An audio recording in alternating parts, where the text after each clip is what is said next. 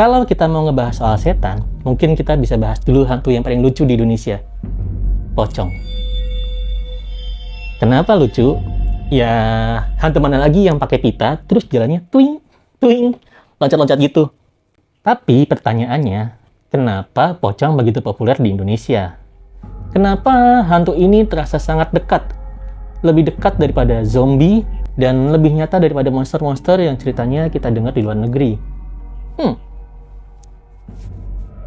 Di sini gua mau cerita bahwa pocong sebenarnya bukan cuma hantu, bukan cuma setan. Tapi pocong itu sebenarnya adalah bekas luka sejarah, dan bisa jadi dia lahir bukan karena mitos, tapi karena sebuah kenyataan yang terlalu mengerikan untuk diingat. Kalau kita ngomong secara antropologi, pocong itu sebenarnya bukan makhluk gaib yang lahir dari dongeng. Tapi pocong itu lahir dari ritual kematian. Sebelum agama Islam masuk ke Indonesia, ritual kematian di Nusantara itu beragam.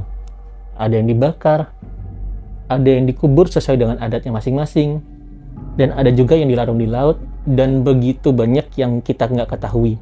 Kalau misalnya kita menjelajah Nusantara, mungkin kita akan tahu lebih banyak akan itu.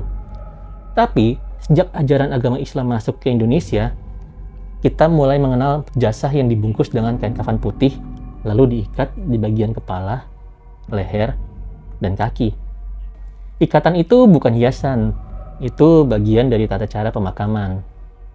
Dan di beberapa tradisi masyarakat, setelah jenazah dimakamkan, ikatan itu dipercaya harus dilepas, karena kalau tidak, jenazahnya seperti masih terkunci atau masih terikat.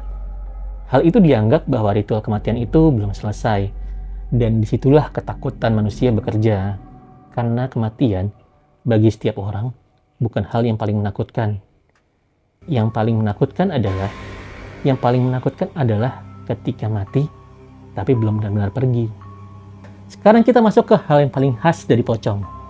Kenapa pocong selalu digambarkan lompat-lompat? Jawabannya sederhana, karena terikat.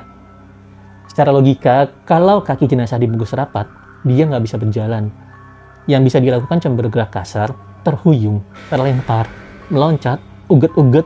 Nah, tapi di situ malah simbol horornya. Karena pocong bukan monster kuat, dia bukan raksasa, dia bukan iblis, tapi pocong adalah roh yang terjebak.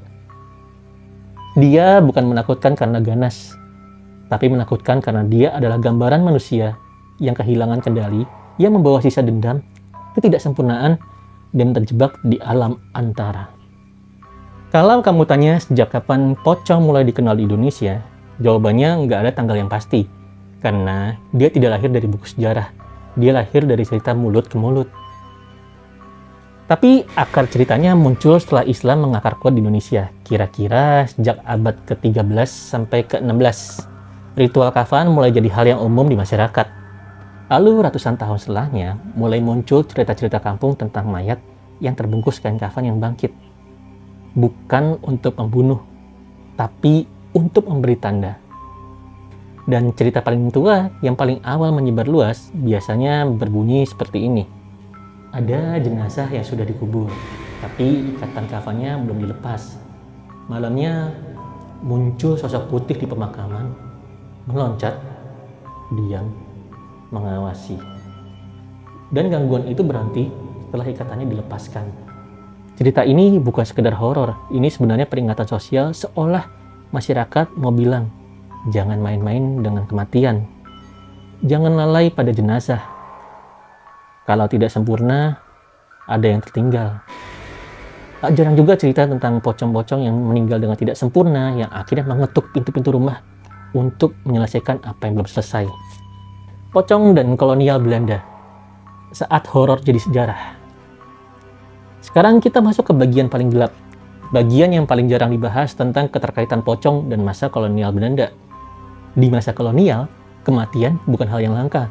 Kematian bukan sesuatu yang terjadi diam-diam di rumah, tetapi terjadi di mana-mana. Di kebun-kebun, di pabrik, di jalan-jalan tanah, di barak-barak kerja paksa.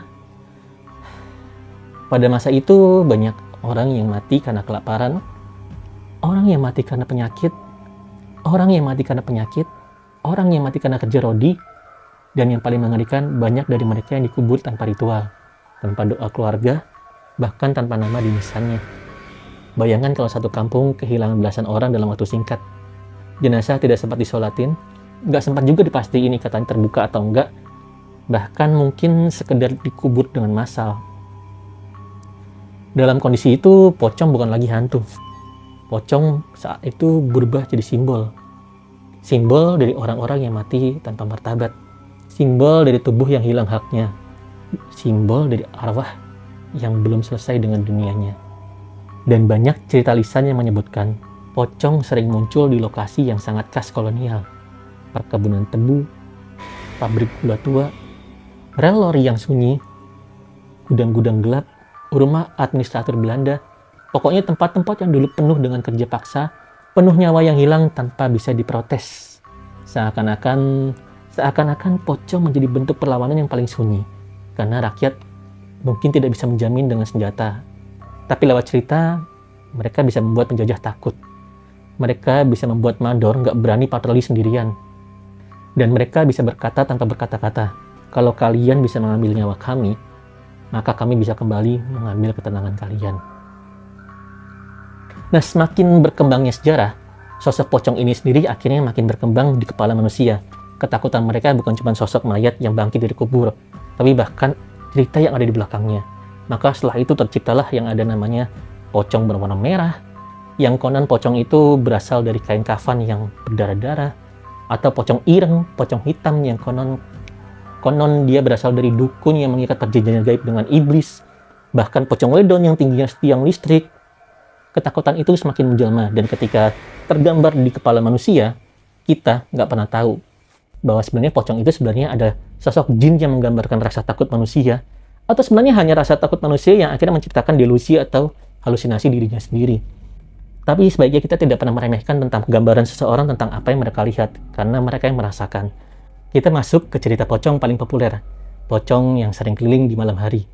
Ada yang nyebut poling, ada yang nyebut culi, apa dah. Lalu waktu berjalan, masuk ke era modern di mana pocong makin populer karena satu hal, media. Zaman dulu ada radio misteri, cerita-cerita yang menyebar di pos ronda, sinetron horor, dan film-film Indonesia.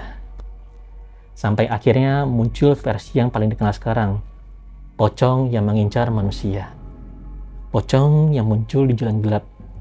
Pocong yang berdiri di kebun, dan pocong yang melompat di balik pohon pisang. Dan lucunya, ini bukan cerita pocong tertua. Tapi ini yang paling sering diulang, paling gampang divisualkan, paling gampang bikin orang merinding. Karena kalau kamu ngelihat sosok putih di kejauhan, otak manusia akan selalu bertanya, itu apa? Nah, kalau putih-putih itu bergerak cepat, tanpa suara, tanpa kelihatan muka yang jelas, ketakutanmu langsung berubah jadi insting. Lari. Dari sini kita bisa ngambil sedikit kesimpulan bahwa sebenarnya pocong itu adalah arsip ketakutan Indonesia. Jadi kalau kita tarik semuanya, pocong itu bukan cuma hantu. Pocong itu adalah gabungan dari sebuah ritual kematian, kepercayaan masyarakat, rasa bersalah sosial, dan bahkan dari trauma sejarah. Sosok pocong ini lahir dari satu hal yang paling manusiawi. Rasa takut bahwa kalau kita mati, kita tidak akan benar-benar selesai. Pocong adalah mayat yang belum pulang, dan di negeri yang berulang kali disakiti oleh sejarah. Kisah tentang sesuatu yang belum selesai akan selalu terasa dekat. Karena mungkin yang gentayangan itu bukan cuma pocong, tapi ingatan kita sendiri, rasa takut kita sendiri, dan trauma kita sendiri. Nah, kalau menurut kalian sendiri, sosok pocong ini sebenarnya ada atau enggak? Apakah dia jin yang mengambil sosok dari rasa takut manusia, atau sebenarnya cuma delusi dari rasa takut manusia itu sendiri? Tulis di kolom komentar ya. Kalau kamu suka pembahasan horor yang bukan cuma serem, tapi juga punya sisi sejarah dan budaya, jangan lupa like, komen, dan subscribe. Dan coba tulis di komentar, kira-kira hantu apa lagi yang akan kita bahas.